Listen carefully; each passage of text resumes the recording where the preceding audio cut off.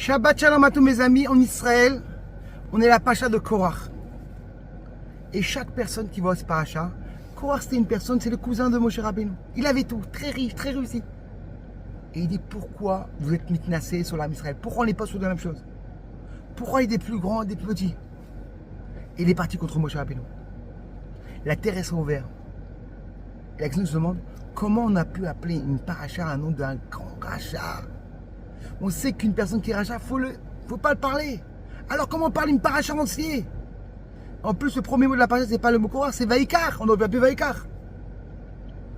Qu'est-ce qu'il voulait en vérité Korach? Korach était jaloux. Le monde marche grâce à la jalousie. Lui, en vérité, en général, les gens qui sont jaloux, les gens qui sont autour de nous.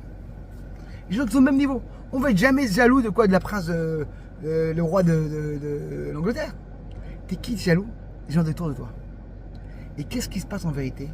Korach, il dit, Korach c'était le cousin de Moshe Rabbeinu. Pourquoi on ne peut pas être tous la même chose?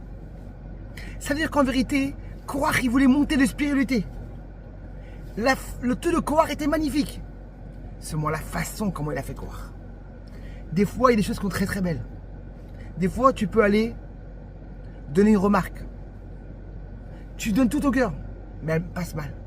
La façon comment faire. Comme le rabbi précédent nous apprenait. Comment faire une remarque. Première chose, il est parti voir quand une personne a fait une piqûre. D'abord, on lui met la pommade. Après ça, on s'excuse. Après, on met la piqûre. Et après, la personne comprend que c'est lui. Et c'est aussi la personne qui donne la même chose. La chose de Korach, c'était magnifique. Parce qu'en vérité, dans le monde matériel, il faut toujours voir derrière. Le monde spirituel, toujours avancer. Que Bezrat Hashem, comme le rabbi l'a dit une fois, c'est qui une personne qui est riche? Une personne qui est contente de soi-même. Mais si on est content, on ne va jamais réussir. Tu es content des forces que Dieu a données et tu vas ton maximum. Qu'on aura une très bonne Shabbat Shalom.